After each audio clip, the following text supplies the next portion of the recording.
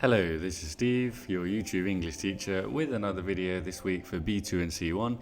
It's time for some speaking, if I can speak, after a few weeks of doing reading and writing use of English. So we can do some speaking today, and we're going to look at some typical questions, some model answers, and really trying to focus on the grammar and vocab you can use in those model answers for that level that we need to get. Right, so we're going to do them in order, parts 1 to 4, mixing in some vocab grammar for each part. Let's get right into it then. Part 1 of the speaking, I want to make sure that it's very clear for everyone. The first thing they do is say, what's your name? Where do you live? And you should know how to answer that. Your name is whatever it says on your birth certificate, and where you live, you can just say the town, the city. You're not really being tested on your English at this point. It's just to start a conversation in the polite way that we do in our human societies. Then they're going to ask you one of these typical questions like how long have you been studying English, or what do you enjoy about learning English, one of those types of questions. And here, one sentence, 10 seconds maximum is fine. I've been studying since I was 3 years old, so a long time. Great. Or I really like the fact that I can watch films and read books in English because I think it gives me lots of access to an interesting culture. One sentence, you see, less than 10 seconds. So I'm not going to talk very much about that because then we get onto the real meaty part 1. The general questions where we're talking like 20-second, 30-second, developing your answer a little bit, showing that you can do these different functions of reasons, opinions, examples, counterpoints, and so on.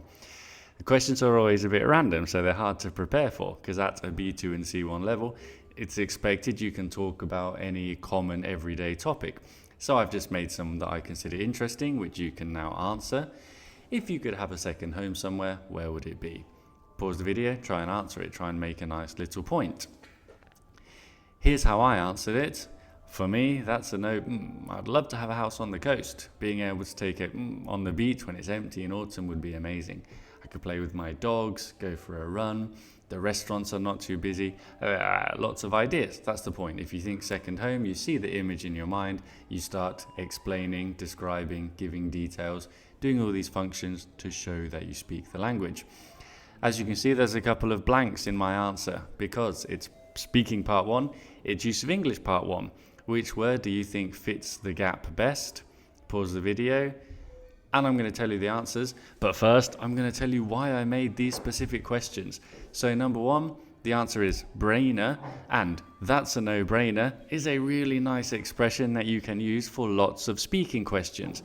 Instead of saying, oh, that's easy, oh, that's clear, we can go a little bit more advanced with our vocab and say something's a no-brainer, meaning you don't have to use your brain. It's a very easy question.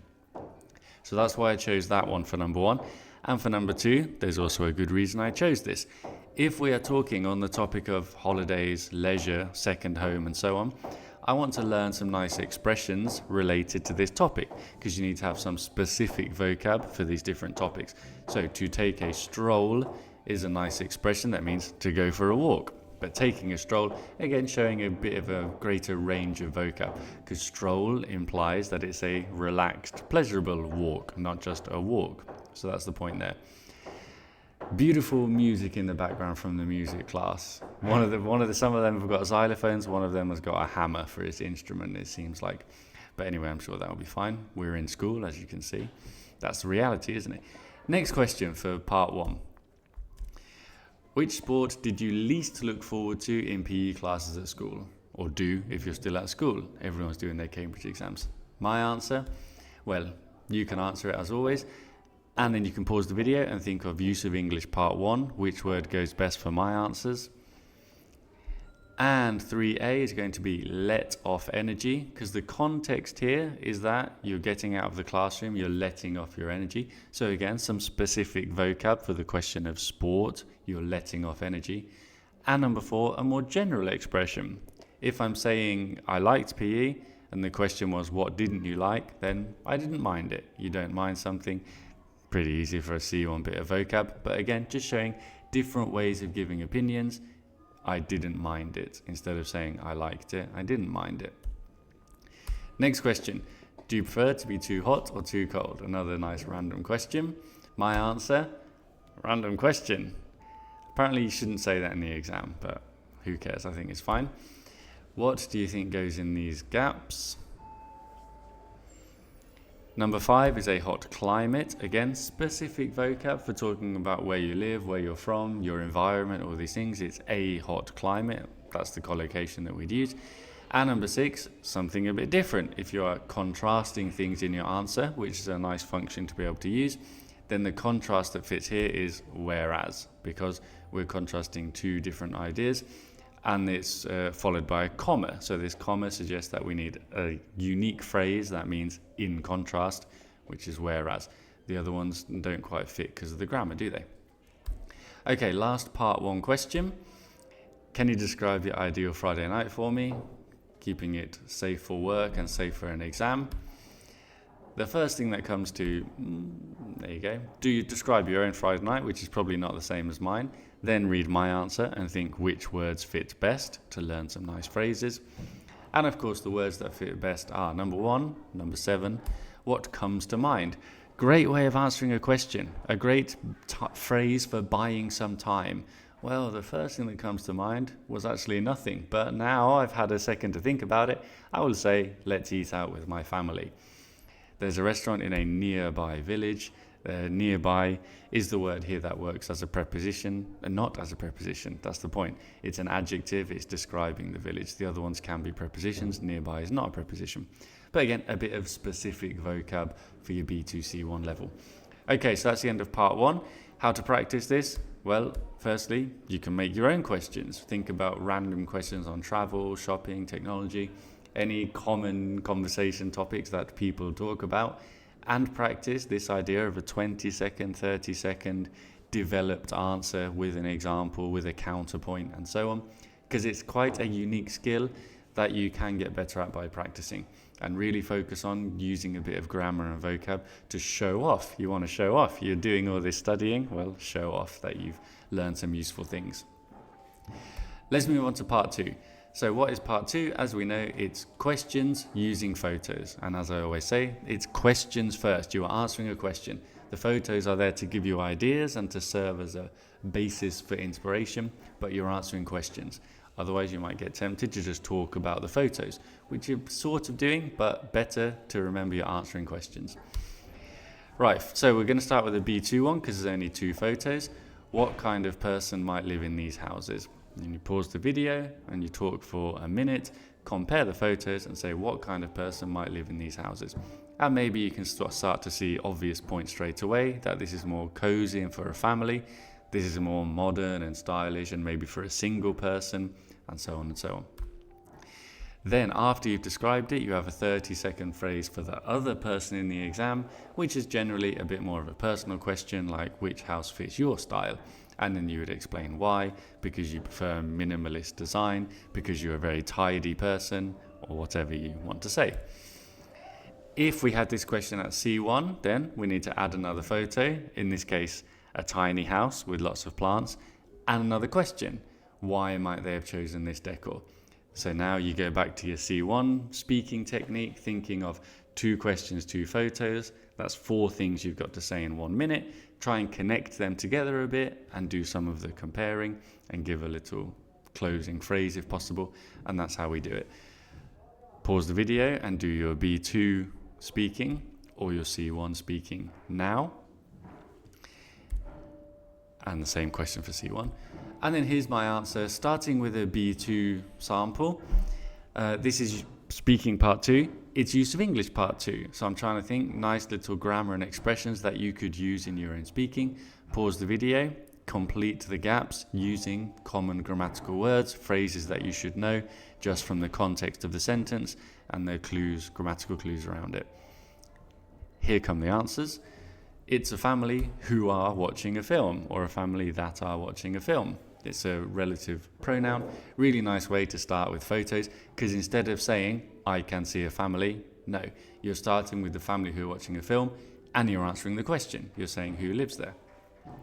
It's designed to be. Designed is used with to. You're going to hang out in your living room. Common phrasal verb for B2. It's suitable for someone. That's the preposition that goes with suitable, because we're talking about who it's aimed for, who it's destined for. And number 5, Well, here a little bit of context. Looking at the other photo, can you see any storage? No. So there's no storage. No meaning 0. It's very elegant, but it's not so practical. We are omitting it's because we've already said it's at the start of the sentence, so it's implied. It's not so practical. Nice way of giving the negative again. So there's a little bit of use of English for your speaking. And let's do one more practice, because obviously there's going to be 2 people doing the exam, and it's always good to do some more practice. So for B2, how might these people be feeling? Your photos show people who are traveling. Pause the video and speak for 1 minute. Then we have our second little question. What do you do if you get bored while traveling? You can use these for inspiration, obviously, and talk about, well, I would rather play cards, or I would rather read the newspaper. And if this was a C1 question, how are they feeling? And why have they chosen these activities? Pause the video and do it for a minute, like you did for B2. Pause the video and do it for a minute for C1. Remember, 2 questions, 2 photos. That's the important thing for C1. 2 photos, forget one of them. And what do you do if you get bored while traveling? And here's my sample answer. This time I'm doing the C1 task. And I'm obviously only looking at 2 of them. So I've chosen 2. And I'm answering both questions. Pause the video, read it, understand why it's a good answer, and think of which little grammatical word would go in the gap and which nice phrases I'm trying to show you. And the answers are, you're basing your thoughts on the adverts, which are in the background. It's a subway, so they're going to work, and how are they feeling? Tired and fed up. Fed up, a bit more of an advanced phrasal verb, meaning they've had enough of it. They are not so happy because they want to go home. Or it's very early in the morning and then everyone's fed up. It keeps them busy. That's a nice bit more C1 there, right? Having to put the verb in. Number 5, judging by, similar to based on, but a really nice expression for your C1 speaking when talking about the photos. Judging by this, and then answer the question. How are they feeling? Because he's been playing for a while, he's feeling whatever, happy.